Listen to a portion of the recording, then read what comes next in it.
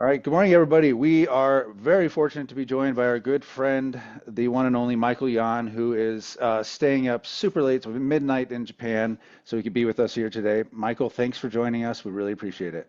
Oh, thanks for having me on. I just got back from the bear hunter. Masako and I were up there, and we first found him 2 years ago. We were up in not really northern Japan, not like Hokkaido, but we were in Honshu, in northern Honshu, and we were studying famine. And so we were up there because there had been famine there before and historically. And anyway, it was a good place to study because we like to go out with farmers and that sort of thing. But I also asked for where's a good bear hunter around here. And because, I always love to go to farmers and I love to go to hunters in every country because the farmers and the hunters, they just know stuff and I don't care what culture it is, that I always get along with them. And so we found this bear hunter and and it turns out he's like the bear hunter. And so, yeah, he's like Uh, because the rewilding is going on, across the globe, and where that's big, the world is being returned to the planet of the apes.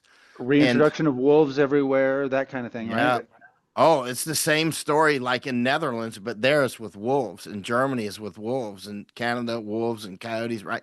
And United States as well, right? And so here it's bears and deer, and which aren't that big of a problem. There's a lot of them, monkeys, and wild hogs here. But the bears are the ones that are attacking people, and they're attacking a lot of Japanese. Can I And I mean, a lot. let me show this video real quick, just this infographic. You have to see this to get the perspective of how bad the problem is. This infographic shows bear attacks and including fatalities since April of this year. Mhm. It's amazing in that I always think of Japan as being one of the most developed and uh, safest, and bear attacks. It boggles the mind, actually. And look here at the very how look at it accelerating though. That's just this year.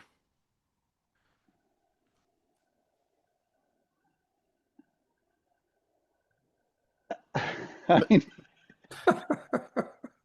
now this is incredible. Now this bear hunter you went to see has killed 50 bears since April, right? Yep, he killed four in one day last week.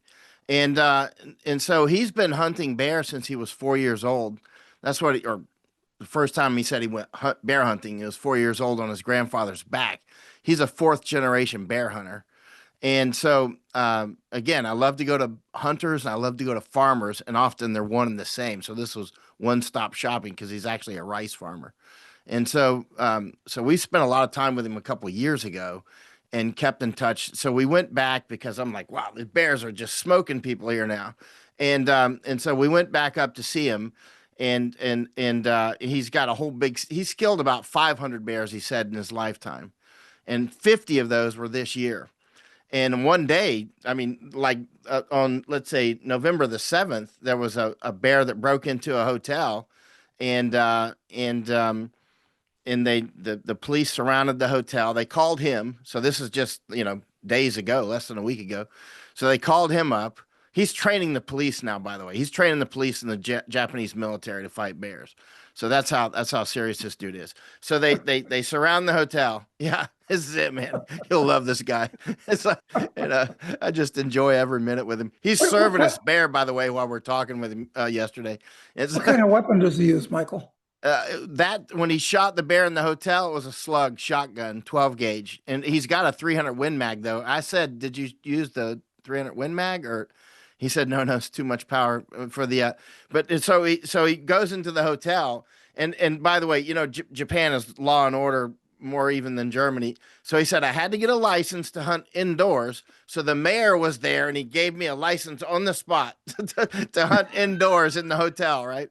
So he said these other hunters wanted to, like, the police wanted them to go in with him, and he's like, no, no, no, I want them to stay back, and because he goes, this is close quarters combat with a bear. So he went in there, and the bear came at him. He popped it, and he said it shot a hole in the floor too. I said, "Did it go through the bear?" He was using a slug. And he said, "Yeah, it made a hole in the floor." He said, "But I had to shoot it down because, the police were outside and the slug could obviously go through." But the thing is a couple of years ago, we talked with him at length about how he likes to hunt. And I said, "Do the birds tell you where they're at and that sort of thing?" Because, birds will often tell you where things like that are. And he said, "No, the birds are dumb here." And he goes, "But my grandfather actually said the eagles will tell you where the bears are." And, because some birds will tell you where stuff is that they want you to get. And the birds, the forest is smart. But he said the way he likes to hunt is ambush generally. But he's also got traps. So we're sitting there with him uh, a couple. He has to hunt a lot of them with traps now, and the app went off on his phone. He goes, "I just got one." He's showing us on the app. So I made video. So he's like, "Yeah, it just went off. So I just got a bear." Well, that's why we're talking with him, right? And but usually he in the past he just likes to go out with his rifle or a shotgun and get them, and but now there's so many that they need him to trap, so he's putting traps out there, and then he kills those with a spear. But after he's got them in the trap, but so anyway, the way he hunts when he's using his rifle is he tracks them. He goes, I don't go hunt. I don't go bear hunting to go bear hunting. That's what most people do. He goes, I go hunting to get a bear, right? So when the conditions are right, I know, when I need to go, I just go and I pick up their track, and then I get ahead of him. So he rushes ahead of him, and he'll, like 3 hours ahead of him, he said, and he'll wait because he knows where they're going to go. His fourth generation bear hunter, he knows how the bears go, just like I know how alligators go. I showed him a photo of the 12-foot alligator I got when I was 14. He loved it. So, but anyway, and so he goes, he gets behind a tree or a rock and he just waits. He just like meditates back there, and when the bear gets close, he comes around and pops it. And he said, people think the bear will come at you, but what it does is it comes back and then it'll come at you, but you got to hit it right then. I said, "You must have a trustworthy rifle, right?" I said, "What's the closest you've ever gotten?" He's like, this close. And I sent you the photo of one of the bears just got him recently on the arm, and it sliced the sleeve on his arm. He kicked that bear, he said, and then he shot it. So he's a close quarters fighter, man. This guy, he's straight up hardcore. Well, of course, ambush, I think you agree, Michael's the best way to hunt anything, frankly, from a number of points of view. But well, also, how's bear taste? I've never eaten bear. I've heard that it's pretty greasy and tough. The way he cooked it, like his was the best bear I've had actually, because it's and I asked if we could. I told him, I said, "Masako and I'll buy a freezer if we can buy some bear," and he said no because he can't do it with his license. He can't sell the bear meat. But anyway, he served us bear meat and he cooked it with soy sauce, and it was falling off the bone. It was very good. A lot of bear. Well, people like Daniel Boone and other survival people. Daniel Boone. I got a good book on Daniel Boone right here, man. That dude used to hunt him with a musket. Of course, you need your dogs, and he had his Bowie knife, right? And but they love it because the bear meat has so much fat, especially at this time of year. At this time of year, their meat has a lot of fat. But that bear that we were just eating yesterday, and he gave me what was left on the table, so I got it in the freezer right now. And but it was very good. I mean, some bear meat I've had is kind of greasy and tough if they don't know how to cook it. But this guy, he's part bear, I think. You can tell he loves the bears too. He's got a whole stack of bear skulls, and everything about his house is bears and hogs, and he's got a bear at his house. He has a bear. I mean, he actually has a bear. Um, Really? a living bear. I mean, I'm like, where'd you get the bear? It's like, is it normal to have a bear? It's I like, finally there he is. I finally got the picture of him. Sorry, it took me a while to find You'll it. love Yeah. this guy. He's starting to get famous now, I think, in Japan because now they have such a bear problem. And so another bear hunter came in and said, basically, he's my sensei, basically. I mean, he's like, I mean, everybody, like the police have come to him and the Japanese Self-Defense Force have come to him now to train them on how to get these bears. And so, he's starting to train large numbers of people. And but the problem now is he is a farmer, right? So he's got to run his farm. So when we showed up this time, it was, he was working like, how farmers work. You're a farmer, and he was doing that, and he took a break, took 2 hours with us this time, and I could tell he's getting antsy. He's got to get back to work, or he's going to not get to sleep till midnight. So, but and I asked him, I said, are you able to keep up with your farm work? He goes, it's actually a problem now because, I'm a farmer. But the problem is, like, just down the road from where we were at his house, the bear swiped the guy on the face the day before. So that's 3 days ago now, right? It was somebody from his village got hit by a bear right on the face. So he's so busy out here literally defending his community. He's having a hard time taking care of his farm. So that's when, we launched that idea I talked with you about earlier. Yeah. I think he needs some help with his farm. And, Michael, listen, in Japan, the population is dropping fairly rapidly, even while the bear population is expanding. What's going on in Japan? How do you read what the future is for Japan? the rewilding is quite real. And as you know, my wife, Masako, she knows all these top scientists who are working on the jabs, right? Like Dr. Yasufumi Murakami and all them. I mean, they're calling her up almost every day. You know what I mean? She's like a nexus. So I get to hear all the insight on what's going on with the fatalities, with the jabs. Dr. Murakami, we had dinner with him recently. He said, I think he has about 29 million records now of jab records, and over 600,000 are dead from the jabs. And that's just Japan. That doesn't include fertility issues that they don't really know about, because it's going to take some time to figure that out. And then there's many, many injuries and that sort of thing. And again, she's right in the middle of it. In fact, about the day before we went with the bear hunter, so just a few days ago, she was with another scientist, a professor who works closely with the discoverer of ivermectin. And so, he still researches that and related issues. And we're hearing it, we're hearing all the inside scoop on stuff with the government and with the scientists and with doctors. And it's bad. It's straight up bad. And likewise with Thailand. I got an interesting call from Thailand yesterday. Anyway, it's not just the United States. It's not just Europe. Japan has been clearly is being depopulated, and the rewilding is quite real. The rewilding is going on all over the world, whether it's Canada, whether it's like when I published something on rewilding on my Substack the other day, and I got messages from all around the world, South Africa, numerous from Canada, another bear hunter I know in Alaska. I mean, I know him. He's very interested in the bear hunting here, and he's telling me about the similar issues in Alaska. I know another bear hunter, old Green Beret friend of mine that I've been hunting with in West Virginia, actually. He's telling similar stories. These rewilding stories, by the way, when you go back to Europe, the wolves are quite intense. The last time I was in Netherlands, a wolf got hit like 500 meters from my hotel in a highway, killed it, right?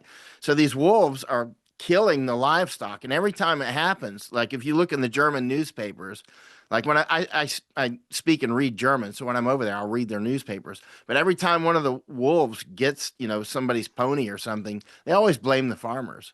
Just like here, they're blaming the farmers for global warming. They're blaming global warming. They're blaming the farmers for encroaching. But in reality, the farmers, a huge amount, I don't know about most, but a huge amount of the farms here are now fallow.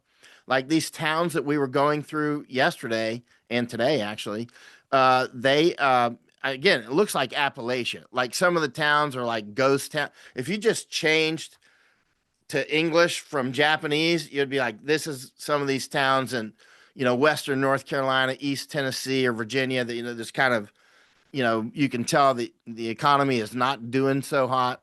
You got a lot of people selling vegetables and fruits on the side of the road. And a lot of the restaurants you can see got like vines growing on them and that sort of thing. It's very, very similar, but the farmers are dying off. The average farmer here now, what are they, 72 or 73, something like that. And the young people are not going into the farming like the older ones, just like in the United States. And so now, Japan just has no food security. this place is at severe risk, with energy and with food. And I mean, if they get into a war with China, they could be put into famine here, lickety split. And Japan has a history of famines. They've had so many famines here. Misako found, I don't know, 3 or 4 years ago, she was looking through archives, and she thinks there's been about 1,500 famines in Japan in the last about 500 years. And but it's she's unclear on those numbers because the records become kind of vague. But that's, to be directionally accurate, it ain't 100. You know what I mean? It's, the place is filled with famines. It's not like all of Japan goes into famines. There'll be, some part because of a volcanic eruption or that sort of thing. And but there really is no food security. And the as you know, many of the islands around the world have great populations now, very large populations that they never would have been able to sustain before the globalism that we all depend on, actually. And so now, they depend on these routes and resources moving.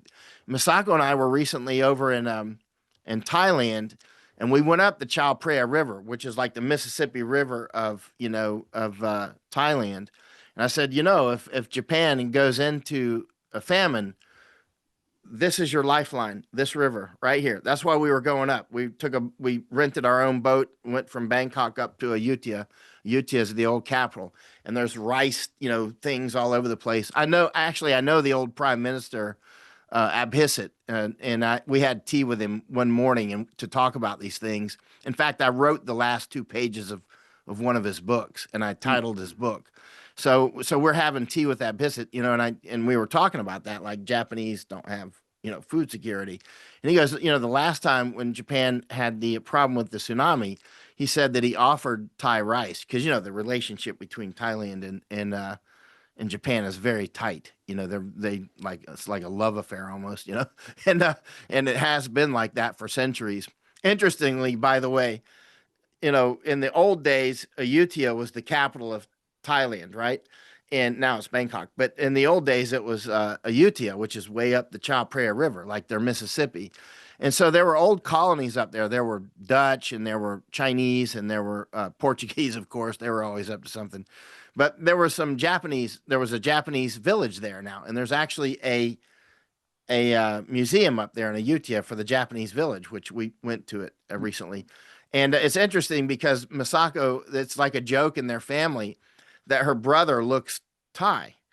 And I said, well, there were the Japanese that were at Ayutthaya were from Luchu, which is Okinawa, right? Huh. They were from Okinawa.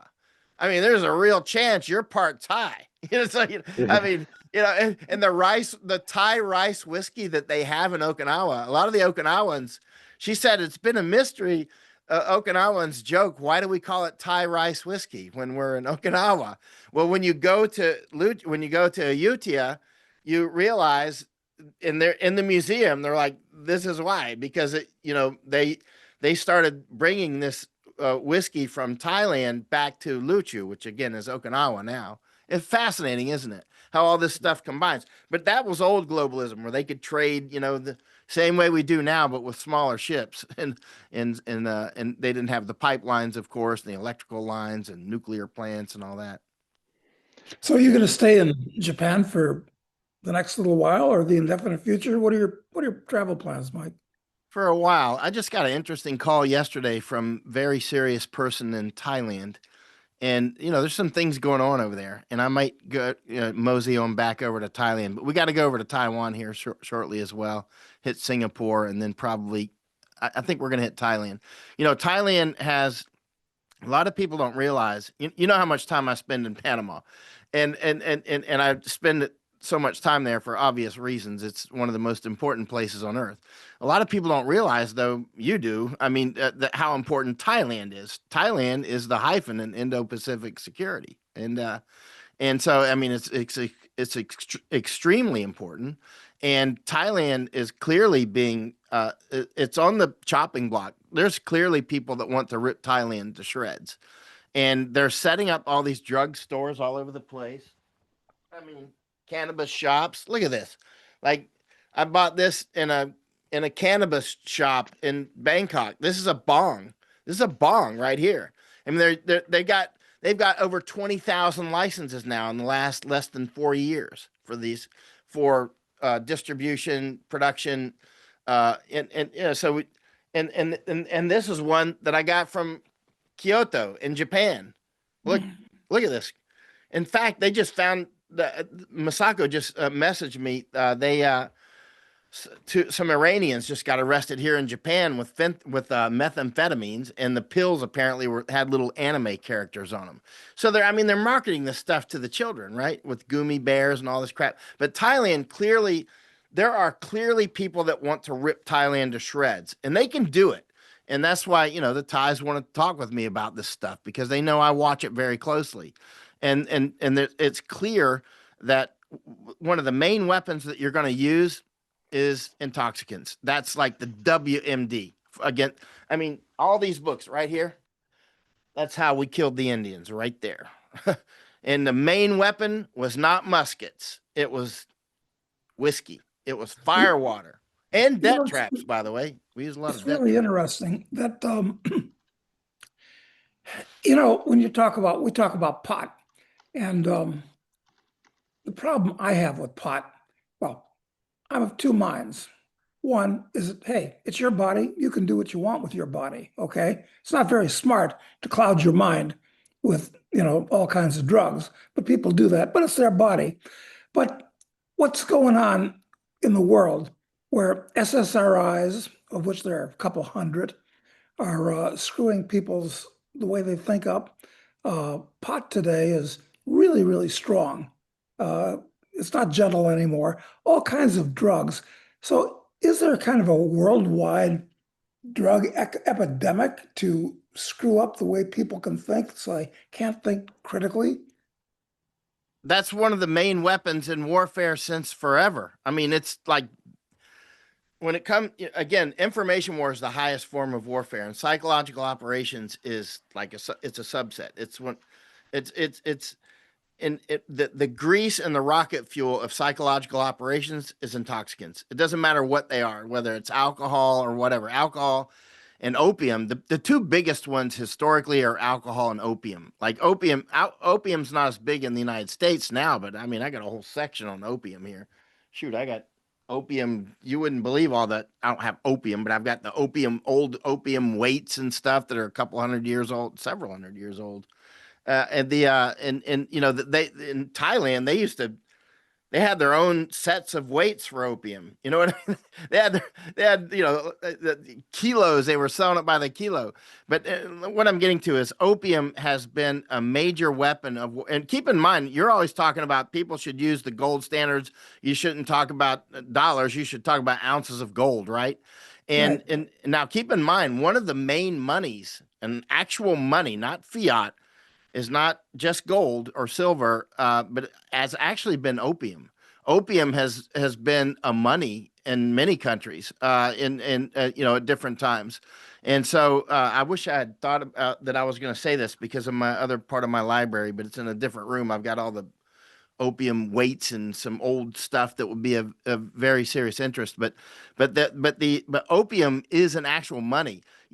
Opium also it has a long shelf life, right? It has a very long shelf life, and it's easy. And the value density is quite, it's very, that much opium is worth a lot of money. That much tomato, not worth that much, right? And so, when I was in Afghanistan and I was looking into the opium quite a lot then, and in fact, I ended up having lunch with Barry McCaffrey, the old drug czar. And I flew back. I hate Barry McCaffrey. Yeah, you told me before. And we almost, I'm not going to say it was, but it was an immediate dislike. I never told you about that, did I? No, you told me. I remember. Oh. Yeah, Oh. no, I remember. Is my assessment correct of him or not? You tell me. He's pretty confident, and so he wanted to meet me actually. So I flew back and I met with him a couple times, had lunch with him a couple times, but anyway, the second trip though, I was asking him about the opium. I said, listen, I'm back from Afghanistan and we got a lot of opium over there. It's like Wizard of Oz. I mean, what's going on? I mean, and the opium's like so close to the bases, you can hit it with a rock. And I mean, like, really, you can, from the perimeters of our bases, you can literally spit on the opium. It's right there. And it's like undulating fields of it in some places, right? I'm like, hey, the Taliban didn't have this crap, you know what I mean? And why do we? You know, and Afghans anyway, mystery there, huh? So I fly back and I go to Washington and I asked Barry McCaffrey, like, you know, what do we do about this stuff? He goes, well, you know about Thailand. Thailand was able to was able to fight the opium successfully. And the way that they did it, then he told me some of how they did it. And so he said, you should go back to Thailand and research it. So I did. I flew back to Thailand. I happen to know one of the king's old buddies. His name was MC Pisadet. He's in his 80s. And he was a old Siri Thai member. Siri Thai means free Thai. Of course, Thai means free as well. But so Siri Thai were like old sort of Jedburgh teams or whatever that we were training to fight the Japanese. So we were training them and inserting them back into Thailand. And he was one of those guys, right? In the old days. So anyway, but he was also a good friend of King Rama the Ninth. And King Rama the Ninth did not like drugs in his kingdom. And so King Rama the Ninth, well, MC Pisadet was one of the guys who did what's called the Royal Projects, which are an incredible success in Thailand. But one of the things that they did was they sent all the farmers and scientists out there to these hill tribe people that were growing the opium. And of course, that opium is very good for funding a war because the value chain, as you know, it's not worth a lot there, but every time you sell opium, if tomatoes, okay, I got a tomato and I sell the tomato and that's it. And it's the end of the road. But opium, it just, next thing you know, it's been sold on the streets of London, and you know what I mean? You keep reselling it at a much higher price. It's a totally different game. And so what they did was they in Thailand, they found what grows best in different places, like coffee. Like some Thai coffee didn't used to grow up in those hill tribes. Now Thailand's got some of the best coffee in the world because they found that those hill tribe people don't drink coffee. I spent a lot of time with the hill tribe people. But they started growing coffee because the king said, "Hey, we'll help you grow coffee, and we'll send people out there. We'll build roads for you.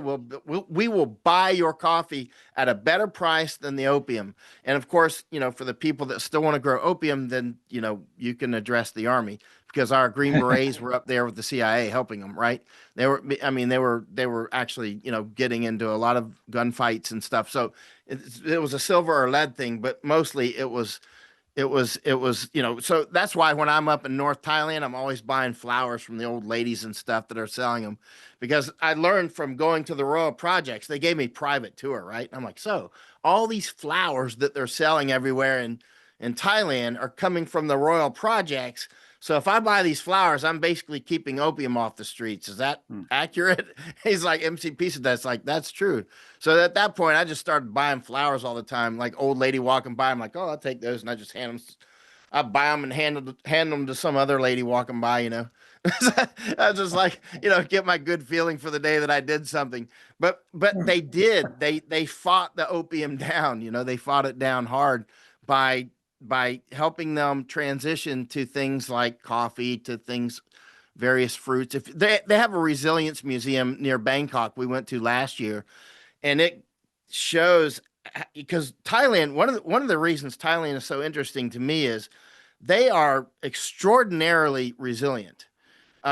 Something about the Thai mind is like bamboo. I started calling them bamboo people because you can just like hit them with a tsunami and there's like knocked them down and there's like right back up again. I mean, I got into shootouts with them during the fighting in 2010 and 2014. I mean, people were getting killed, right? Like a lot. There were thousands of casualties, right? And hundreds of deaths, right? And that's why the last 2 pages I wrote of Abhisit's book, somebody had claimed that he was involved in something. Anyway, so but I was in a lot of firefights out there where they were getting killed around me. And the Thais, they're not like, hey, it was bad, they got killed or whatever, and I need to see a psychologist. They're like, okay, it's like the Lion King. It's in the past. You know what I mean? They're like instant recovery. I love them.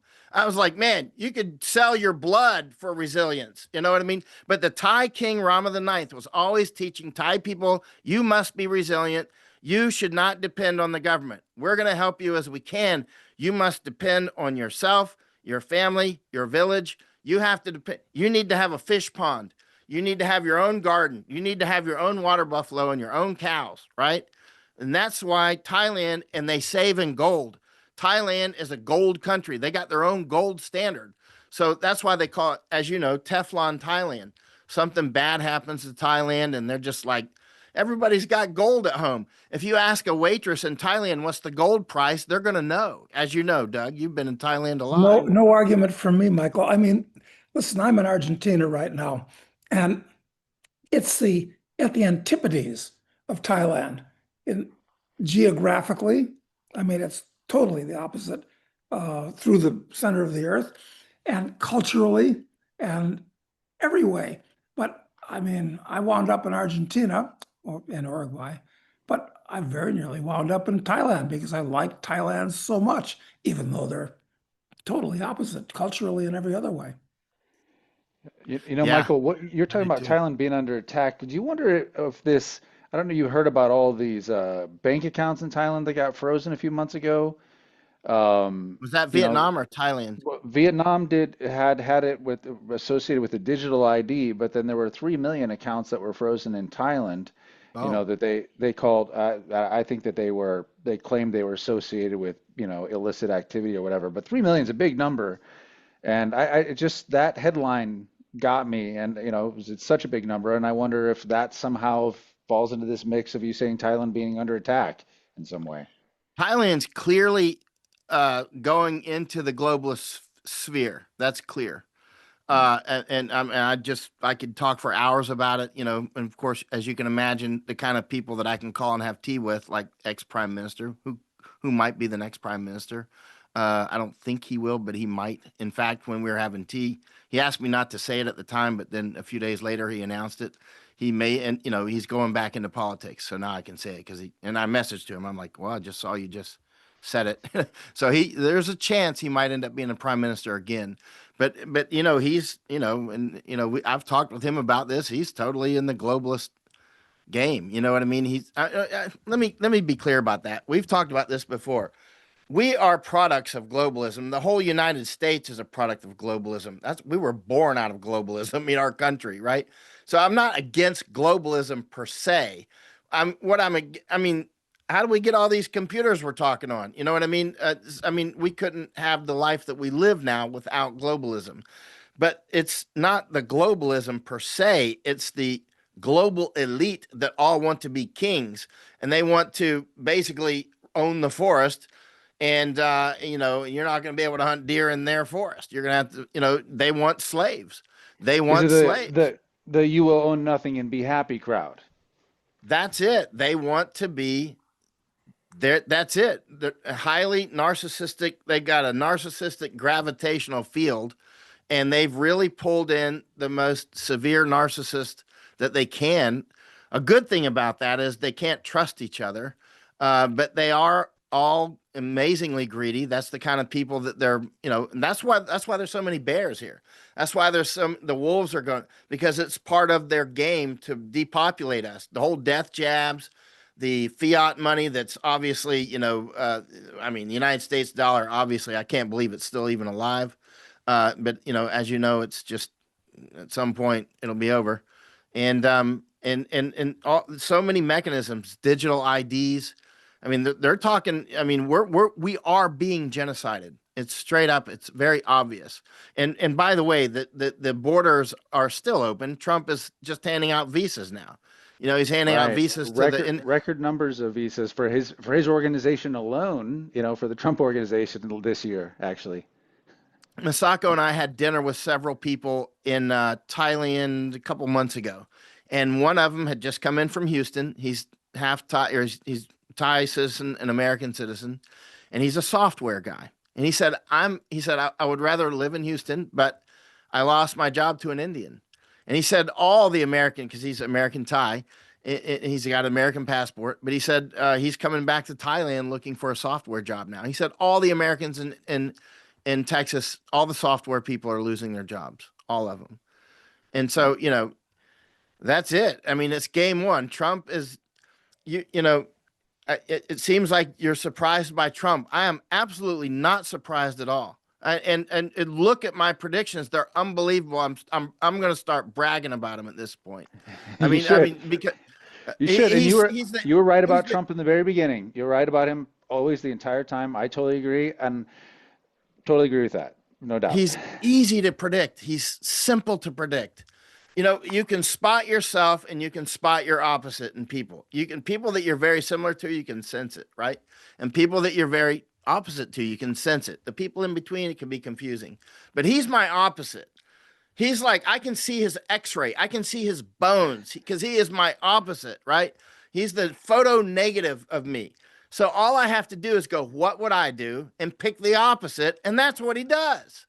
I mean, it's amazing. I mean, the guy is a traitor. You know, I mean, he's straight up. If your paradigm is accurate and your input information is sufficiently pure and you keep the mud out and you've got the right information, you should be able to successfully predict, you know, much better than the experts, right?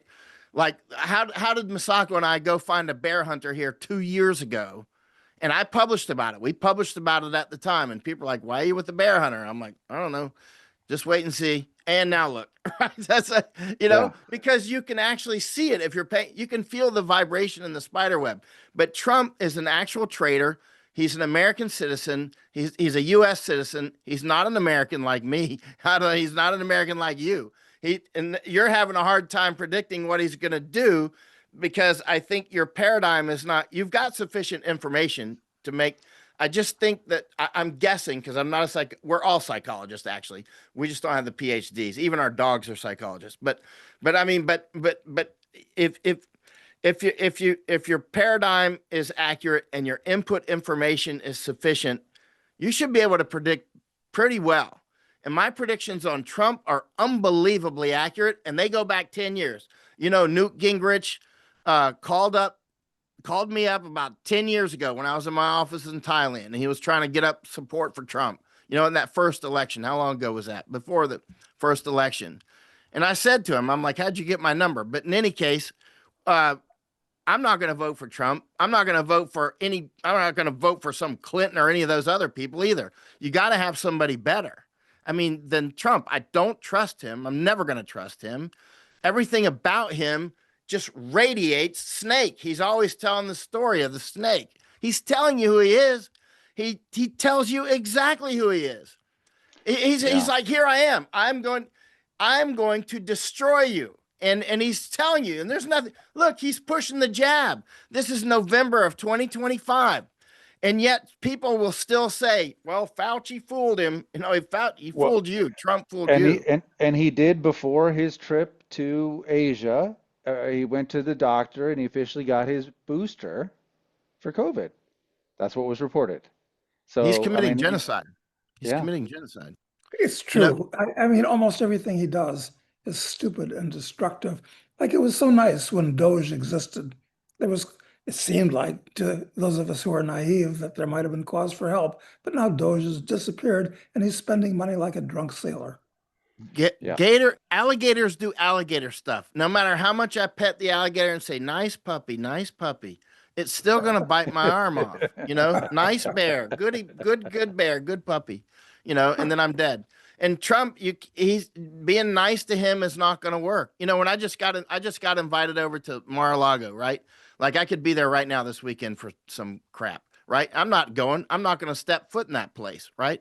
I mean, it's just like, you know, you got to be kidding. I mean, this is, you know, look what happened to Charlie Kirk. I mean, it's really obvious who shot Charlie Kirk. It was the Zionist. Charlie Kirk was a Zionist. He's a Christian Zionist. When you're dancing with snakes, don't be surprised if you get bit in the face, right? And that's what happened. I mean, he got, you know, That's why I don't have anything. Listen, I've been with all those people. Like, back in my old days when I was doing war correspondent stuff, I was in a small room with Netanyahu. I was with the Israeli ambassador in the United States. I was with those guys. I was with Paul Wolfowitz having dinner and things like that. I was all around these guys a lot, having dinner with their billionaires and stuff, right? And that's when I started figuring out, wait a minute, I'm just a boy from Florida. Suddenly all these people want to talk to me because I have millions of followers because of my war work, right? So suddenly I'm an influencer. But I got that organically. I didn't get it by, somebody boosting it, right? And so, I got it because I would do so much combat. That's why I got it, because nobody would do combat like I did. If they did, they probably got killed. I mean, because it was really that dangerous. And so I built millions of readers, right? And Bruce Willis wanted to do a movie and all this stuff, right? So, I mean, so what I'm getting to, that's why I got to know those people. And that's when they kept telling me about, let's go, Iran's doing this, Iran's doing that. And I'm like these EFPs, explosively formed projectiles, right? The explosively formed projectiles. It's a type of IED, right? They kept saying these are super high tech. They come from Iran, and these are the things that are killing so many of our troops. I've been in ambushes with EFPs, right? Like one of the ambushes I was with British, that we got hit with like 36 of them, I think. I published this, killed the guys behind me, actually, and blew them to pieces, right? So, I mean, so they were saying that these EFPs were high tech. They could only come from Iran. Let's see. I learned how to make EFPs when I was about 20 years old in Green Beret Explosive School, right? It took about, 5 hours, right? That's how high tech they are. You need some copper and some high explosive and do some math, and then you got your EFP, right? The hard part's getting the trigger right. But I was all over the Iranian border, and I was out with British forces a lot. I was out with American forces a huge amount. I was out with Afghan forces. I mean, I'm sorry. Well, them too on the other side. But I was out with Iraqi forces. I was out with Kurdish forces. And I was asking them constantly, are you capturing any EFPs or copper coming in from Iran? They're like, no, we're catching a lot of whiskey. And they were catching a lot of whiskey and stuff. And so, I mean, there's a lot of whiskey smuggling going on. And that's like, what about weapons? Are you getting a lot of ammunition? Like, no, but the explosives are coming from the Syria side. That was fertilizer stuff, right? So in other words, and I'm with all the right people, right? So then I asked Petraeus, I said, listen, Dave, I've been all over the border, and I've talked with everybody under the sun, and nobody sees any EFPs coming from. So then I asked him, the man, the 4-star general in charge of the war, are we capturing any EFPs coming in from Iran? He said, actually, no, but we think that they're coming in. I'm like, it's all over the news that they're definitely coming in, and that's why we need to go attack Iran, right? So then, then I'm running around Israel, and I'm meeting all these people and stuff, and I'm back in Washington with all these people and spending a lot of time with them. Then I go over to Afghanistan, something I just put on my Substack today. I put a photo up today of one of my old Green Beret partners that I went to the Q course with. He then became a big contractor in the Afghan war, right? So he built a lot of water infrastructure and whatnot in Afghanistan. He built the runway for Camp Bastion. I was there when the first C-130 landed. I've been all over these wars, right? So I was there, and I just put this on my Substack today. My friend was contracted by the United States. He built this infrastructure that you could use to cut off water to Iran. So I'm there, and you can see Iran's in the news right now, right? They're going dry. Iran's going dry. And some of it's probably almost certainly geoengineering, like, weather modification, right? Which is a very real thing. That is absolutely not conspiracy theory. That is absolutely real. And it has been for generations. And it's very good now. But that water infrastructure, as soon as I was there at the grand opening, I was in a district in Nimruz province, which is right next to Pakistan and Iran border. I mean, this is wild country. It makes Darien Gap look like a park. You know what I mean? This is like, no kidding. These are crazy people country. I mean, the Baluch people I'm out with, I'm there at the grand opening. My friend built the infrastructure. I put a photo on my Substack today. They closed the water off to Iran. No sooner did they open it, and you know what happened the next day? Boom. Iran started shooting rockets at us, right? And they hit Zaranj. They hit that, which is the capital of Nimruz province. And so, I mean, immediately they started shooting missiles back, right? Because I remember, like, when we turn this water off, are they going to like shoot missiles at us? You know what I mean? Because it seems like a war type idea, right? So they and they did actually shoot missiles, and then then right now you've also got the Taliban cutting off other water routes in different parts of Afghanistan. So I mean the Baluch people, that's the Baluch people down in Nimruz, and Nimruz it's like I don't know, say I'm going to guess like 98% Baluch people, right? And Baluch people are they're sort of like Kurds. They don't have their own country. And so, but there's a huge amount of them. And I think probably Israel and the United States are using the Baluch people and the Kurdish people. I mean, let's say I would bet 10 to 1 odds. No, let's give it 20 to 1 odds that the United States is using Baluch people and Pashtun people to do sabotage inside of Iran. Of course, Iran knows that. That's why they kicked out a bunch of Pashtun people and a bunch of Baluch people out of Iran.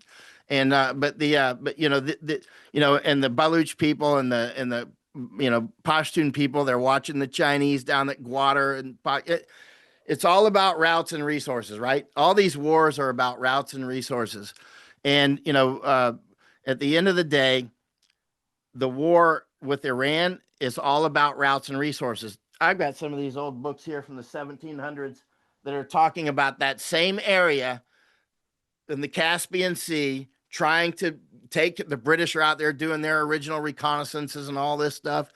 It's because there's that route from Russia to Iran and you Well, see, we were just there actually. Doug and I were just in Azerbaijan a few weeks right? ago. I don't know if you know that, and it was very interesting. Some of the most interesting things was the infrastructure build that was going on there was unbelievable. I mean, we saw these new highways that they had built through this very rough mountain terrain, and It's the corridor. It's the corridor yeah, they're building. I think the yeah. Trump, what's it called? The It'll Trip it'll corridor. connect to the trip corridor. Yeah, the Trump Yeah, the that'll Trip it'll connect corridor. to that. Yeah, So yeah. it'll Michael, how do you think this is going to play out in Iran? Apparently, the news says they have a real crisis in Tehran. So what's going to happen? How's this going to play out? Do you have a I don't feeling? know. Of course, the Iranians have a lot of people in. They have some here in Japan actually, but they have a lot of people in Venezuela. They have a lot of people in Canada. I mean, they can easily diaspora out, right? And so they'll. I mean, if they don't have water, I mean, they're going to have to move. And again, this is all about routes and resources. It's about controlling the Caspian route. It's about the trip route there. It's about Strait of Hormuz, of course. I mean, ultimately, if you can get control of Strait of Hormuz and obviously the Suez Canal, that's why Israel even exists as a Suez Canal, right? And the Bab el-Mandeb and all that. I mean, Israel is a giant aircraft carrier. The only reason it even exists is so we could get control of the Suez Canal. That's why Israel even exists. It has nothing to do with a homeland for Jewish people. That's a whole absolute psyop, right? When the Suez Canal opened in 1869, that became what they would call at the time the spinal cord of the British Empire, right? And the British are like some of the English did not want to open the Suez Canal. They didn't want it to because they said Egypt is going to take it. We're going to end up in a war with France, and this could break our back, right? And they ended up being right, actually. And so the Egyptians did take it, and they didn't end up in a big war with France, but they ended up with France fighting a war against, how that one went. Anyway, but the reason that Israel exists now is because, listen, let's go back to the Indians. Let's go back to what we did, how we got control of the Indians, right? The way we got control of the Indians was, and it took centuries. We're still working on it, right? And one of the things that we did was move populations around. We would like plow up one population and move this population in, right? This stuff has been done for I don't know how long. I mean, at a minimum, many centuries, right? I mean, the Romans did it. Everybody just plowing up one population. I've got one book here about swapping the Bulgarians and the Turkish and the Greeks swapping populations. Like you take these guys, you take those guys, right? It's a book from 1934. It's their whole detailed plans on how to swap these populations around. And this is normal. This is day-to-day stuff. So what So happened in the eight? Go ahead. So I was going to say, so you're thinking that they're trying to basically cause a problem in Iran so that they push Iranians out and probably also cause, internal dysfunction that where then it makes it fall apart on its own.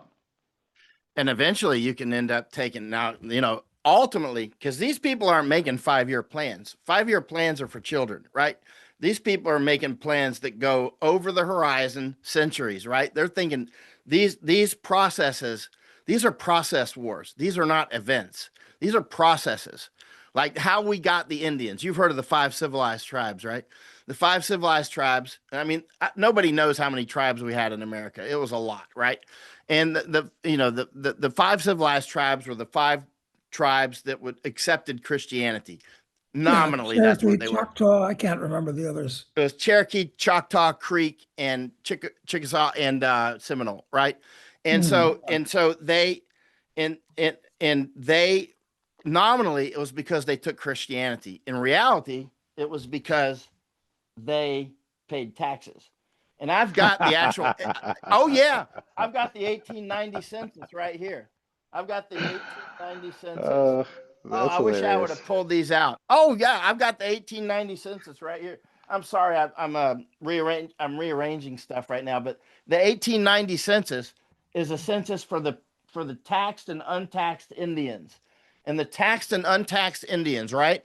And so let me tell you what we did, because this is exactly what we did, or the British did, and then we took the ball with Israel, right?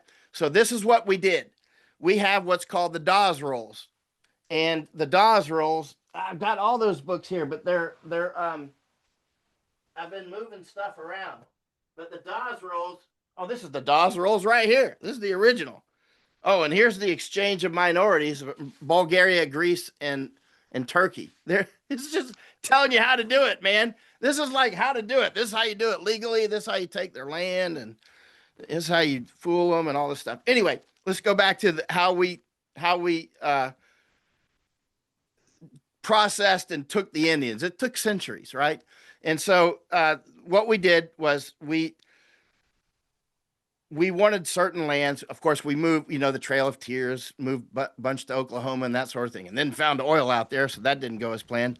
And then, and then, but what they did was at some point there was the Dawes Act in 1887, 1888. The Dawes Act. Basically, they were going to give land back to the Indians, the civilized tribes, the ones who adopted Christianity, and so they did this big census, which I have here. And gosh, I wish I could get my hands on it. And it's amazing. And the census though is very detailed, super detailed. Like the census I saw them doing to Kuna Indians in Imbara is like right out of that book, right? And so they did a census, and the Dawes Act was to set conditions to get the Indians to go back to your land. You'll get 165 acres, I think it was. If you're back on the reservation and can prove that you're going to stay there, they're going to give you 165 acres, right?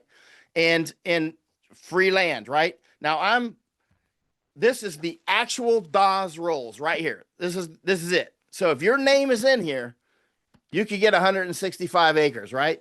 And so your blood quantum and all that. So somebody kindly way back in the old days, because this is original, in the old days, somebody actually broke it down. This tab is for Choctaw, Chickasaw, Cherokee, and Creek, but they didn't Seminole. They don't have it here. But so here's this random page here, page 317.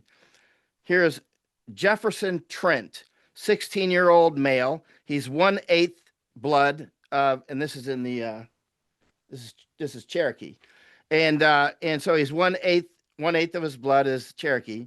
So his census card number is 5396. So he's going to be able to get some land, right? Because he could prove that he was on there. I've got another letter here. Oh, let me read you this one. This is important because this is the same time frame that we did in we did the same thing, very similar with Israel, right? Very similar. So if you go over there, you can get you some free land. Now that's why a lot of a lot of Scott Irish people like me, my descent is Scott Irish in my culture. A lot of Scott Irish think they're part Cherokee. Like I was taught that I'm part Cherokee, right? And so, but before the Dawes Act and before the Dawes Rolls, Scott Irish weren't going to say they were Cherokee or Chickasaw or Creek or any of that. They're like, I'm not an Indian. Are you crazy? But as soon as you could get that land, okay, I'm part Cherokee. So most of the you find Scott Irish people will tell you all the time, I'm part Cherokee. And a few will say Choctaw or whatever, but usually it's Cherokee. Like I was told I was Cherokee. And I checked it out later when I became able to research things like that. And unfortunately, it's not true. So, but anyway, but here's a person right here. I bought this letter. I found it on eBay. This is somebody who's actually applying to get land. And so this is the actual letter from the Department of the Interior, commissioned to the 5 civilized tribes, Muskogee, Indiana, and Indiana Territory, actually. And it's got the well, here it is. So here's the actual letter, right? And look at the address. It's just got the name and the town. Like, Yeah. Now I'm going to read you the letter. This is interesting because this is what we did in Israel. So this is to Miss M.A. Shaw, Jewel, Alabama, right? So this is interesting. This is what we did in Israel. Very similar anyway, which I've got all those books right here on that shelf, actually, what we did in Israel. And so here it is, Department of the Interior, commissioned to the 5 civilized tribes. I bought this on eBay, man. It's original. It's unbelievable. And you never know what you can get there. I was like, well, let's look and see if there is such a thing that I could get. And sure enough. So right here it is. Miss M.A. Shaw, Jewel, Alabama, Madame. Okay, hold on. The date on this is April 23rd, 1901. And it's from Fort Gibson, Indian Territory, April 23rd, 1901. So Miss M.A. Shaw, Jewel, Alabama, Madame, receipt is hereby acknowledged of your letter of recent date relative to your citizenship in the Cherokee Nation. So she's applying, she wants her land, right? Suddenly she's saying I'm an Indian, right? You are advised in reply that the tribal roles of the Cherokee Nation, which I just showed you, they might have been holding this actual copy of the book. It was this book. They were looking in this book to see if she's in there. Because if you're not in that book, you're not going to get the land, right? So it says, you are advised in reply that the tribal roles of the Cherokee Nation in the possession of the commission, and now Michael Yon, have been examined and your name not found of record thereon. And my name's not in there either, unfortunately. And the commission is without authority to hear and determine original applications for citizenship at the present time. Your attention is invited to the following. Anyway, it's basically saying, if you contest this, we can't accept it here. You'll have to do it through other mechanisms. But you also have to have lived on the reservation already for a certain amount of time and prove that you've lived there and you have an intent to stay, right? Then you can get your land. That's how they collected the Indians back up and taxed them, right? How did we do it with Israel? Same. Theodore Herzl with his book, 1897. In 1897 with his book, about going, getting their homeland and all that. That was a British intelligence operation. And that's all it was, because they wanted control of the Suez Canal. And so they needed a population to go in there to get control of the Suez Canal. So suddenly you've got people like Maliakovsky who says, I'm Jew, right? It's like, so it changes his name to Netanyahu, right? These guys that are whiter than I am saying that they're a Semite, right? You're straight up Polish, Russian, or whatever, but suddenly I'm a Cherokee. That's what happened with a lot of the people. They ended up moving to Israel for their free land, but it was not about a homeland for the Jews. That's a psyop. And another part of the psyop, the Schofield Bible, is to persuade millions, tens of millions of American Christians, the biggest pie chart of Zionists as American Christians, that we got to defend them because they're God's children. And if you don't defend them, you're going to burn in hell or something. Schofield Bible, another psyop. It's a complete psyop. I grew up in the middle of that psyop, right? And it was all about routes and resources. It was all about, And that's what we did to the Cherokee. It's the same story all over the world, right? The British with the Rohingya. And it's a long, long list. Nobody even knows how many names are on that list. Cultures that were moved around, terraforming. So what do you make of what's happening in Venezuela and how that fits into the whole mix right now? By the way, and this is an original. This is a share in the Yiddish Staat, Palestine. This is original. I bought it and had it framed. So this is Theodore Herzl's name was on here. Theodore Herzl was the father of Zionism, right? Allegedly, right? Theodore Herzl and some other names are here, right? So this is it, Yiddish Colonial Trust, and it's in German, but yeah, this is a total op. Or keep in mind the way that we colonized was with companies, right? You know, like my family, like the Jamestown, yeah. My family came over to Jamestown with the Virginia Company in 1609. They're in a book, the Easons, right? They came and they got shipwrecked on Bermuda. That's why Bermuda is part of a British colony, or it became a British protectorate, right? Because of the shipwreck that my family was on. But they finally made it to Jamestown in 1610, right? So this was the same in Panama when like the Scottish went there in the 1690s and they went bankrupt and got absorbed by England and 1707 and the Articles of Union, and that's why there were all these companies. They would set up companies, sell stock. Basically, we're going to go to Mars. Give me some money. You can go with SpaceX, and we'll make a colony. So they're making these colonies all over the world. Whether it was in Japan, wherever it was at, it didn't work well in Japan, but it worked well in India. It worked well East India Company. You know what I mean? Worked in Indonesia. It worked all over the world except for Japan. Didn't work too well. It didn't work too well in Thailand. It worked okay. But at the end of the day, this was just another one of those companies. And it was just set up to do that, to take control of the Suez Canal and to help control that region. That's all it's about. It has nothing to do. The Jews that are there and the fake Jews that are there, they are useful idiots in combat for the Suez Canal. And now the gas off of Gaza and control of the, Indo-European corridor and the Ben Gurion Canal, if they ever open it. But I mean, it's all about routes and resources. Venezuela, you ask, it's all about routes and resources. China, Russia, Iran all have close relationships with Venezuela.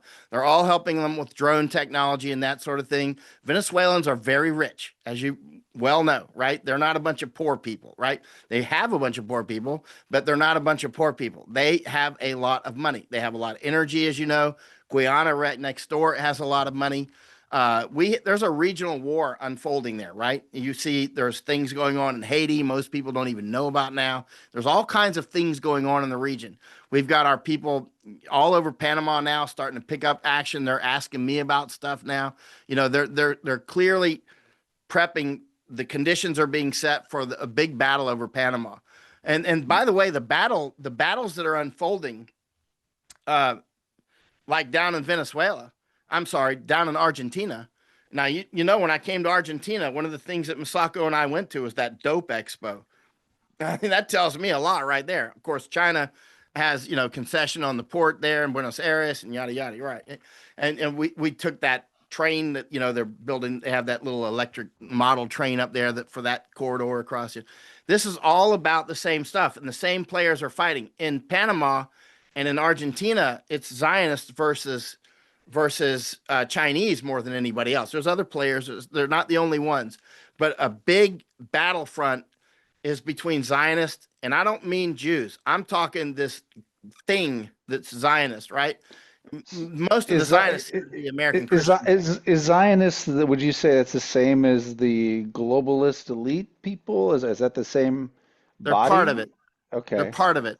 Because there is the globalist elite are, nobody seems to quite keep in mind what's going on now is an architecture. It's not like it's been going on for centuries. I don't even know where it started. Arguably, you could say, I don't know, started in 1415, right? I mean, in 1415, the Portuguese hit Ceuta, right? And they took Ceuta, and the Portuguese were they were the original gangsters when it came to real globalism outside the Med, not walking them with camels or something, across Asia and horses and all that. When it came to real globalism with real ships, there was, you know, Prince Henry the Navigator and all that, coming up with better ways to navigate and building better ships. And the next thing you know, the Portuguese, and this is interesting. I'm going to go somewhere important with this because this is still part of the globalist architecture now. The Portuguese were the original real globalists. 1415, they attacked Ceuta, right? And Ceuta is still actually a Spanish colony now. That means that's Africa. That's in Morocco. That's an enclave in Morocco. I went there some years ago, about 3 or 4 years ago. I went to the Moroccan side. And, you know, the Ceuta is, you know, basically a little, you know, little almost fortress there in Morocco, but it's Spanish. It's the EU. And Melilla as well, not far away. But so the reason that Ceuta is there and still is that enclave is because of that 1450 attack. So then time unfolds, and hold on just a second. Time unfolds.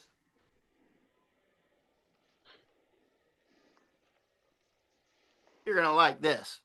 Time unfolds, and I'm a globalist, man. I love globes, and I mean, look at this globe. This is the oldest known existing globe. It's called the Erdapfel. Not this one. This is only a couple hundred years old. But the Erdapfel, right? The Erdapfel was believed to have been come into existence in maybe 1490, 1494. Not sure. This is actually glass. But but there's no North America on here, no South America on here. So this is the Erdapfel globe. Erdapfel in southern Germany and Austria, Switzerland, it means earth apple. It means potato. Nobody knows where it got that name. But anyway, that's what it's called. So this was the globe they had back then. And it's the oldest known existing globe. This is obviously a model of it. It's called the Erdapfel.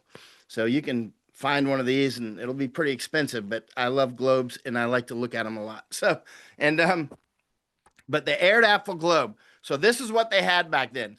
So now let's rewind. In 1415, Portugal goes for Ceuta. Now, Portugal suddenly has, you know, they're going at it. They're getting a lot of gold and silver, right? And they're the only gangsters doing it because Spain hasn't woken up on the Iberian Peninsula yet. They had just beaten back the Muslims and all that, right? They'd done that in recent times. So now we get to 1492, and we all know what happened there. Spain gets involved. So 1492, Mr. Columbus sailed the ocean blue, and this was, you know, high technology back then. They didn't even know North and South America existed. I mean, Columbus came over and bumped into Cuba and thought he found Japan, you know? And so now this gets really interesting, and it still affects us today in a big way. Now, in 1494, the Pope Alexander VI said, wait a minute, my boys, the Spanish and the Portuguese, who are both Catholics, so they're under me, right? They're both Catholic. He doesn't want them to fight. So he does the Treaty of Tordesillas, which I actually have here. And the Treaty of Tordesillas in 1494, he draws a line. Boom. And that line said, Spain, this is yours. Portugal, this is yours. So he divided the world into two, right?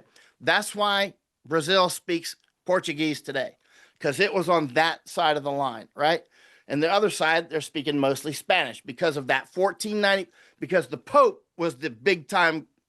He was the larger architecture. So Spain, you know, at that point, Portugal was the bigger globalist. Spain would obviously overtake them considerably later, but they were both under that Pope, right? And so that's important. And then about 30 years later, as they kept mapping out the world more, and they found Japan over here and all that stuff, he did another treaty, right? And that treaty then made Japan here part of Portugal territory, right? That's why the Portuguese ended up here, and they ended up being called the Non-Bon, the Southern Barbarians. They were doing their Inquisition over in Goa, which I've got one of the original Inquisition books actually here. I mean, they're going at it. They're burning people alive. The Japanese are like, we don't want you savages here. I mean, you know, that's why they called them Non-Bon, Southern. But so for a while, it was the Spanish and the Portuguese had their go at the world. And the Spanish, their idea with Japan was they were going to conquer Japan, and because the Spanish thought they could actually infringe on the Portuguese, they were going to conquer Japan, make Japanese into an army, and then conquer China with the Japanese army. But then they soon found that the Japanese, they'll cut us to pieces. They'll do worse than those bears, right? So the Spanish backed off of that idea, and the Portuguese, but the Japanese ended up kicking the Portuguese out, the Dutch come in, yada yada. Anyway, what I'm getting to is over time, you see that architecture of the Catholic Church was big, right? It was the superstructure. That was the ones running it, right? That was, and the popes and subsequent popes would not allow them to go after territory that they, because the Pope was the big globalist superstructure at that time. Now, since that time, other structures have come into play, like the Chinese, obviously, Russians, obviously, Zionists, obviously, right? So there's different players, as in the United States itself is a product of globalism. I mean, these fights were happening all over the world, but the big Thunderdome was America, right?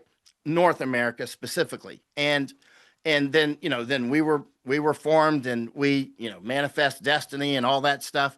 And so different, superstructures, formed. And the next thing we built our 3 railroads, and like, let's take Hawaii. I've got a whole section of the library on our new possessions, right?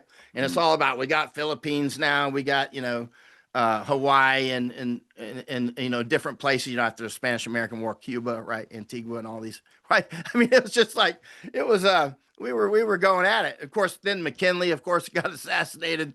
That anarchist shot him, right? Didn't shoot him in the chest or something. And it was an actual anarchist. That's why Roosevelt became president. But anyway, you see all these different structures. There's many different structures, right? Over time, it's evolved like a jungle. Back then, it was simpler. You had Portugal and Spain, and the Catholic Church was the boss.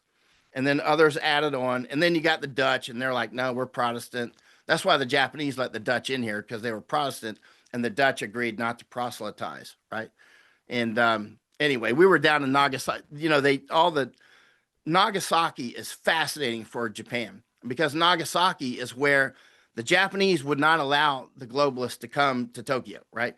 You had to park your ship down at Nagasaki, and that was a tiny little base. We just spent a month down there researching, and you had to walk all the way up to Tokyo basically to do your visa run. So basically the equivalent back then. It took 6 months, man, 6 months, because they didn't want gunboats coming up into Tokyo, right? So we're talking, Xavier, who was one of the original Jesuits, he came in 1549, I believe, to I think he was in Nagasaki in the beginning in 1549, Xavier, right? And so he was down there in Nagasaki, and they tried to do an insurrection here in Japan.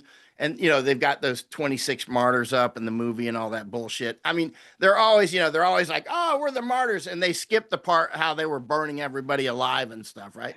So it's like actually, Misako and I, we went a few months ago, we found a priest, and he led us into their library down in Nagasaki. He was from Argentina, actually. And he led us into their Catholic Jesuit library, and we spent, half a day in there. It was very cool. But that was right next to the monuments for the 26 martyrs. But who are the big globalists? Who are the big players? Catholic Church is still one, but it's obviously not the big dog anymore. Zionists are very powerful, but their madness, just absolute madness, like pushing death jabs and all the obvious open, just wild-eyed genocides that they're doing, are clearly eroding their support base. Look at how they panicked and did that thing to Charlie Kirk. I mean, that was a straight up, hardcore hit the eject button. What about these tech guys, and where do they fit into this whole thing? These I don't know. tech oligarchs. I don't know. And keep in mind, let me get some water here. Keep in mind, the tech oligarchs, at the end of the day, they don't have armies, right? And if somebody gets pissed off about them, their days are over, right? Somebody will take over their little castles. So they're going to be dependent on somebody else's power structure. So they're, whatever service intelligence-wise that they can provide, obviously they're dependent on that. Because if you don't have an army, it doesn't matter. You can have all the intelligence that you want. Somebody will come in and kick your door down. With AI, they're trying to build that army. They are. Yeah. They are. But keep in mind, everybody can see that. It's not like the Chinese are stupid. They're very smart. The Russians are very smart. And There's various groups that are quite smart, and at some point, if they go, hey, we're not going to make it, they're beating us with that AI. They're going to try to take it out, right? I mean, obviously, I mean those plants have addresses, right? Those data centers have addresses, you Yeah. know, near Memphis and that sort of thing, right? Yeah. What do you think? This is an incredible history lesson. That's why I was like, whenever I get to talk to you individually, I learn a shitload. What do you think though today, like right now, like our viewers, what's the most important thing for them to understand about what's happening in the world right now, and what should they be doing? Well, obviously, it's changing quickly, and obviously, you know, in survival situations, the people who recognize a change in the weather, let's say, or a change in conditions and adapt the quickest are much better off. They have a much higher chance of survival. Like you're on a farm in Uruguay. You adapted way in advance. I mean, that's huge buffer zone right there. Like both of you, I mean, you're like masters at this. So basically, I would advise people to pay attention to you. I mean, that's what I would say.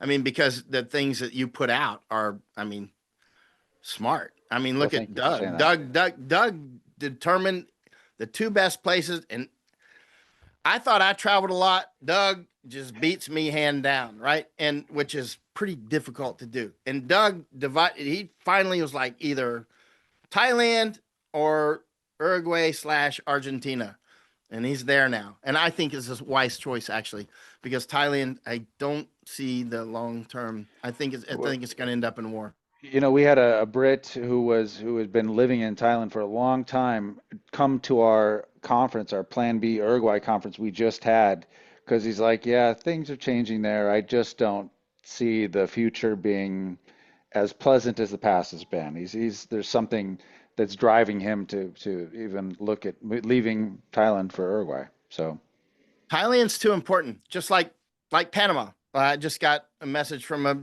Canadian Army officer tonight down in Panama, and I told him a couple of years ago, like, don't move to Panama. He'll probably see this video and message me. I mean, I told him don't move to Panama, and still there's a bunch of other Canadian officers moving down there. I'm like, you're crazy. I mean, unless you want war. I mean, it's a nice place for that. I mean, because listen, Panama, there's been 500 years of conflict in Panama. 500 years. I published that the other day, and I think some people didn't believe that. And I'm like, it's straight up. It's like, you know, I spend a lot of time in Panama and in history books. Panama, since Christopher Columbus and the rest all showed up, Balboa and everybody else, nothing but conflict, right? I mean, straight up, because it's too valuable. It's a pork chop. It's a baby pork chop. You know, it's basically a baby pork chop with pork chops around its neck. It's one of the most important places on earth. That and the Suez Canal, right? That's why there's so much conflict for Israel, right? Suez yeah, Canal. And the greater Israel includes taking a big slice out of Egypt, which would mean, I mean, I wouldn't doubt that we're going to see, you know, the whole Arab Spring thing wasn't an accident. You know, I wouldn't doubt seeing, you know, that they're going to have water problems in places like that as well, right? Water is a huge weapon, either unleashing it on people or holding it back. And, you know, they're removing water infrastructure all over Europe. Now there's a website in English you can see where they're, you know, all the I mean, dams and stuff that get removed. Yeah. yeah, I told Misako, it's like, we're never going to move any place that, I mean, I'm going to go way to the top of the mountain that drains to. If there's any infrastructure up there that can be taken down and flood us out, this is not a place for us. You know what I mean? I mean, you want a place that naturally doesn't flood, right? Just naturally. Even if they dump geoengineering on you, Yeah, hopefully you'll yeah. still have some resilience. Yeah, that removal of all this water infrastructure, which has been a huge move in the last 20 years, that's part of this rewilding project, really, It is. right? It's Yeah. straight up. I mean, explicitly. I mean, explicitly, not maybe. I mean, they talk about it. Like, for instance, if you go to World Economic Forum website, you know, all this stuff is old stuff. Like, I've got a whole, I don't know, dozens of books on repopulating people, on reducing population and controlling population in Wales and England and Ireland, you know, Northern, and, you know, it's just, this is an old subject, and nothing is new under the sun. you know, when you say it, when people say that's conspiracy theory, I'm just like, I don't even have time for you. You know what I mean?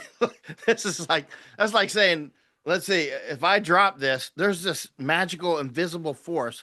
It's going to make this dope head bong doll hit the table. It did. What was that Amazing. force? It did. I can't even see the force, but it did it. You know, it's like it's that obvious. I mean, the you know, moving populations around. Keep in mind the king level people. You know, you go back to the pipe rolls of the 11. You know, I just told you about the Dawes rolls, right? The Dawes rolls. You go back to the 1100s, and they had something called the pipe rolls, right? And so, you know, the king of England, he's like, does his pipe rolls, and you can, those pipe rolls, I'd love to be able to get them, but you're going to have to go over to London to look at those and, you know, behind the glass or something. But the pipe rolls, the king was taking inventory because you remember, you always count what you want to control. You're businessmen, you know what I mean? And they have done extensive recent census down in the Darien and across Panama. But out with the Indians, I was physically present when they did it. In fact, I gave one of the census takers a ride on an airplane that I chartered, and I talked with her the whole time about the census, right? But in the 1100s, they did the pipe rolls in England, counted all the sheep and all that stuff because the king wanted to control it, and he wanted to control. And you know, the reason that people weren't allowed to, you know, they talk about the Magna Carta and all that. The Magna Carta was for the rich people, right? Magna Carta wasn't the Constitution like we're talking about for poor people. You know, that came later. The Magna Carta was for the barons and all that, right? So and you know, of course, they ended up having an insurrection as well. But that was, you know, when the peons were not allowed to hunt in the forest and whatnot. That was just about control of the food supply. And that was all, you know, during that time frame as the centuries unfold, you know, national forest. You can't hunt in the forest because that's even the bear hunter here. I asked him the other day, or 2 days ago now, 2 nights ago, when Masako were eating bear meat with him. I said, hey, if I buy a bear freezer, can I get like 100 kilos of bear meat from you? He's like, I can't because of my license. I can't sell the meat. I'm like, oh. Uh, there you go. I mean, you know what I mean? Like, Yep. so he killed 50 bears in this year, right? And he's not allowed to sell the meat. That's exactly the way it was done across Europe and the United States, What's he right? do with the meat, Michael? What's he do with the meat and the skins and all that? I asked him, I said, what do you, because, you know, it takes a lot of work to do that. And I asked him, he said, he said they distribute it. And I didn't dig down into it because we didn't have enough time, but we're going to go back with him. I'm going to find out. But obviously, I think some of it's going to waste. That's what I think is happening. That's what I think is happening, and which is it's a crime. You know what my grandfather used to say. You know what's interesting? Um, he he the first time he said he went bear hunting was when he was 4 years old on his grandfather's back. Right, so he's fourth generation bear hunter, and but he was not allowed to get a gun until he was 20. Because I said, you know what? The biggest gator I ever got was when I was 14 years old. And I had my own gun, right? I mean, I shot it at close range. I shot the gator as close as he shoots the bears, right? It was like right there. It almost got my brother. It was 12 feet, 3 inches long, and we ate it, right? I showed him a photo. He was like, wow. I was like, yeah, my gators or your bears, you know what I'm saying? But you know, it's interesting though, because he was not allowed to have a gun until he was 20. And now I think he has 6. He has to have licenses for him and all that stuff. But he was not allowed to have a gun until he was 20 years old. And he said, you know, getting a gun license is very difficult. They want to see if you have any money problems or anything like that, any reason you might commit suicide. But actually, Masako found recently, like 4 or 5 days ago, that there is a theory. We'll check it out. That Chinese are getting hunting licenses so they can get guns, because Chinese can get guns here too, and Chinese are taking some of that farmland, right? That the Japanese are leaving, so they could actually arm themselves here. Masako messaged me. She's like, "I'm getting a hunting license." So that's interesting because I could come to Japan and get a hunting license and a gun. I mean, I could get a gun here, right? You can do it in Thailand as well. That's amazing. But think about the national security implications of that. because I'm just an individual. That's nothing for me. I mean, but the Chinese, there's roughly almost 1 million here, they believe, right? Hmm. Chinese, and they're doing the same things here that they do. And it's interesting because Japan has no national intelligence, counterintelligence laws. They can't even go after spies. It's funny. We were meeting with some government people recently, and I'm like, you gotta get serious, man. You gotta write your national security laws. You gotta be able to, find these spies and eject them. And you gotta look at the United States. My country is being destroyed. Netherlands is dead in the water. Luxembourg's dead. Germany's dead. I mean, long list. They're dead men walking. France, because they didn't, they've crossed the Rubicon. They've crossed the demographic Rubicon. There is zero way you get out of this without war. I mean, serious war. Zero way. And there's a high chance you'll lose. What about the U.S. at this point? Only if they get deadly serious. But look at Mr. Trumpy Bear.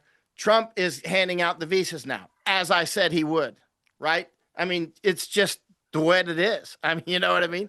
I mean, he is actually... His deportation numbers are still lower than Obama's.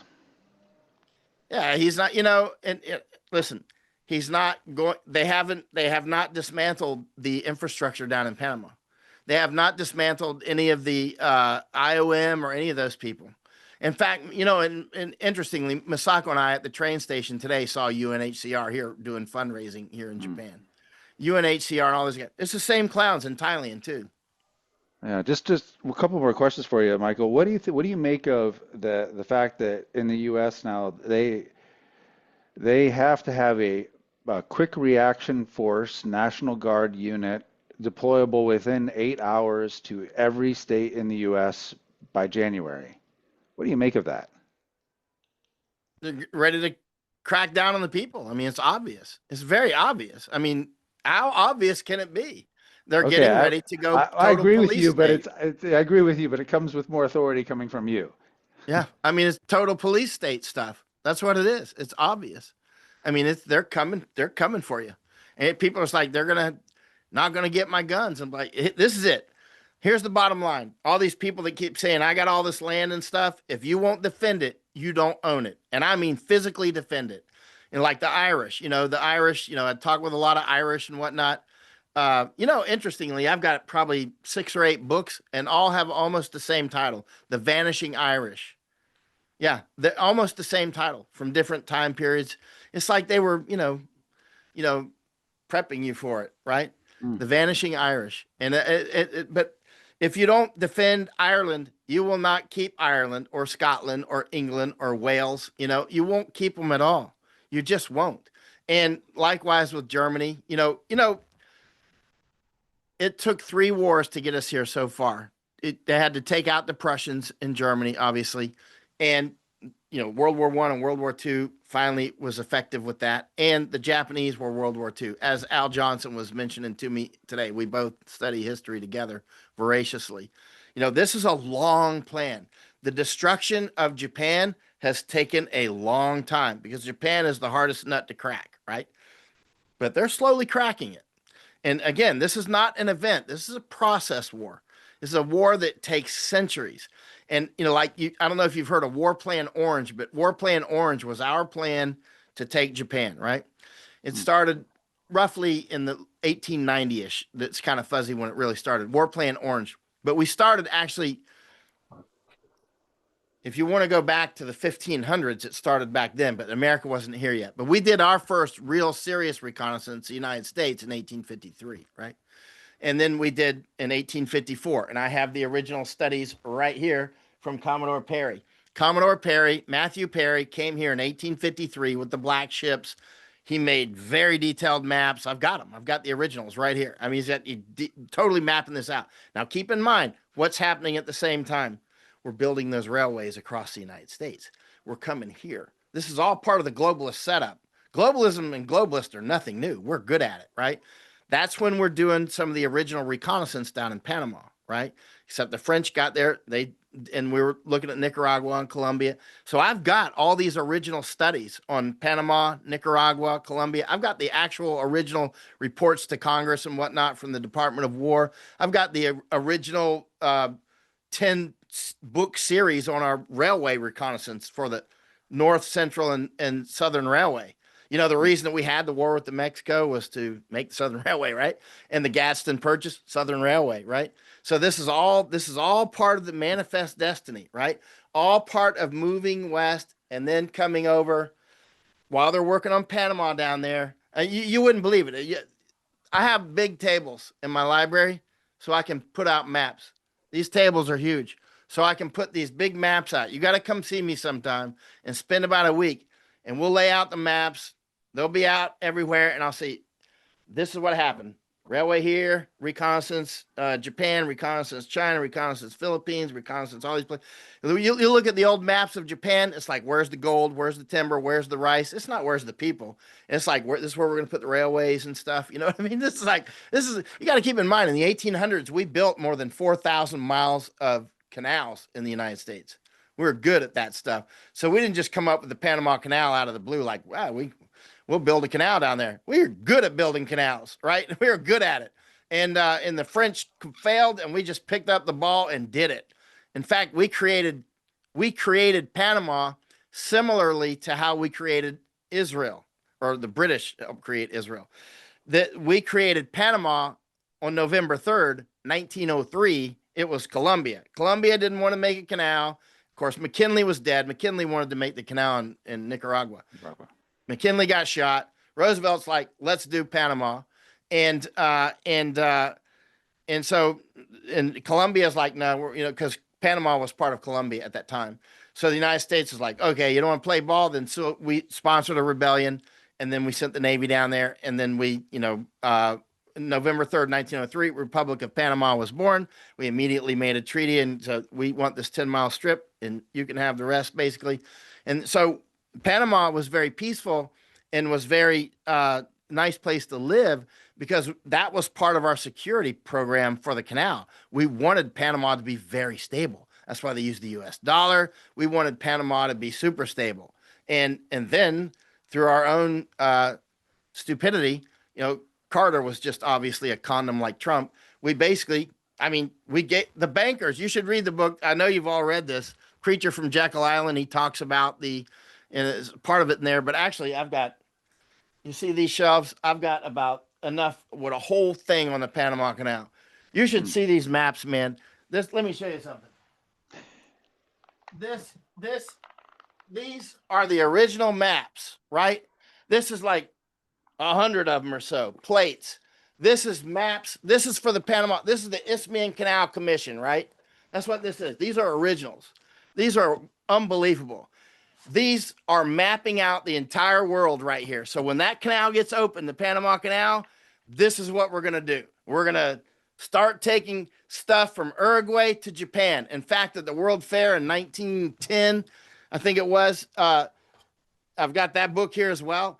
They were talking about literally stuff you could ship from Uruguay to Japan through the canal, like literally. It's a coincidence that you're there and I'm in Japan. But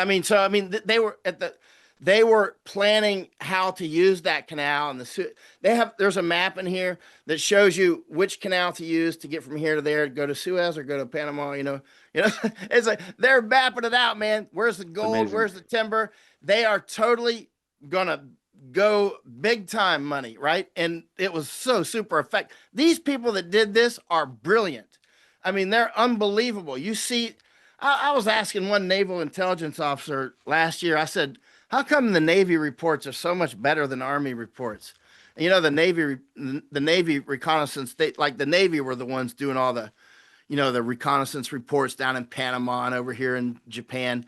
And the Navy reports are just unbelievably perfect works of art, birds with high levels of art, sketches and fish and shells and snakes and all this stuff, And it's the same way with our railway reconnaissance too, Department of War. But that naval intel guy said, well, I think it's because the Army guys are out on town at night, but we're stuck on the ships, so we just work on our paperwork. I guess that makes sense, or maybe you have a better academy or something. I don't know, but these maps right here. They're details of the Panama Canal, all the reconnaissances that they used and didn't use. You know, like they were thinking about making tunnels in places. It's unbelievable. You got to come over and spend like a week with me. Yeah, I'll give you the keys to the I library. will. I will. I will. Doug, any last questions for Michael before we wrap up? It's 1:35 a.m. for him now. Although he's got I'm more just energy getting than me. started. I know you are. It's No, incredible. Michael, that's the problem. I know. I mean, you've already covered all the waterfront, and and I know you could go on for days. I mean, you're a phenomenon. I'm So alone. This is all I do. with the occasional bear hunt thrown into. Oh man, that's why I got my. He wouldn't take me. I said, "Will you take me bear hunting?" And he says, "Very dangerous," you know. And I was like, "Okay, will you take me?" I don't think he's gonna go for it, but I'll keep asking. Yeah. Awesome. Well, thank you very much, Michael, for joining us. It's been too long since the last time you did it, so let's make sure we don't wait so long next time. And thanks for sharing all this wisdom. I love the history. I Oh love wait, how you connect Michael's these got to dots. tell the hardcore that are still with us where they can get in touch with them and read his blog and all this type of thing. Yeah, the number one thing to do, I would recommend everyone to do is go to his Substack and support him on his Substack. And I will link directly from the video to the Substack so they can do that. Michael's self-funded. That's why he's able to be totally independent and tell the truth. And most people are not in a position to do that. And if to keep it that way, you have to help support him. And the way to do that is just support his Substack. That's the best way. So I'll link directly to that. Thank you very much. And I got this cool book the other day. We were going out the door to the bear hunter when it came in. Yeah, I read it already. I read it, but actually, I had bought a hard copy already, but it's in Florida.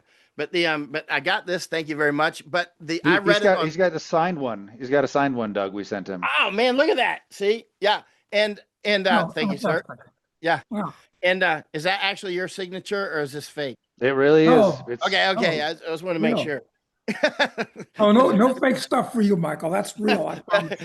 I'll get it tested. But actually I listened to the books on the audio and I read the PDF. And you guys, and Max did the audio, which sounds completely professional, actually. I mean, Oh, I was good. actually surprised because it's hard to do a book, audio It book, was and you hard. did very well. I was like, how did they do this? Because you keep your levels right. Like other people that try that, their levels are always changing, and you Well, we had guys some kept it software to really. help with that, but yeah, it was Oh, hard. It was hard. but this book and the hardcover is much better than reading the PDF. I like it like this. Yeah, this is really. I mean, this book is. There's a lot of. Actually, I know somebody who's in his 70s reading it right now. And he said he wish he had it in his 70s. So obviously he's not going to be wrestling gators or any of that. And Max is running around all over the place. I love some of the things he's done, like sailing around the tip of South America and the EMT and all these things. It's extremely important. The skill sets that he's building are going to be And, over the top valuable. and if we can get 10,000 or 100,000 young men doing just following an independent course like this, I think it really could make a big dent in the problems that we face. I Huge, really do. huge. Yeah, That's what they we're, need. They need the same we're, here in Japan. we're just Good. trying to throw some sand on the slippery slope that Western civilization's sliding down. That's all. It ain't over though. I mean, clearly some of the countries they're not going to make it. I mean, it's very obvious at this point. But Yeah. it doesn't mean we're all going to die. I mean, you know what I mean? This doesn't mean that Yeah. at all. Yeah, I mean, well, one way we think of the book is, we might not be able to save Western civilization even really, but we can certainly save people we love. And so yeah. if you have young men in your life, you should definitely get this book. Read it yourself first and then give it to them. You'll get something out of it as an adult too, for sure. Excellent book. All right, So, y'all. okay, thank you very much, Michael Jan. Great to have you. Really appreciate your time. Thank you. We'll talk to you again soon, okay? It's a real Thank you. pleasure, Michael, as always. Bye. Take care.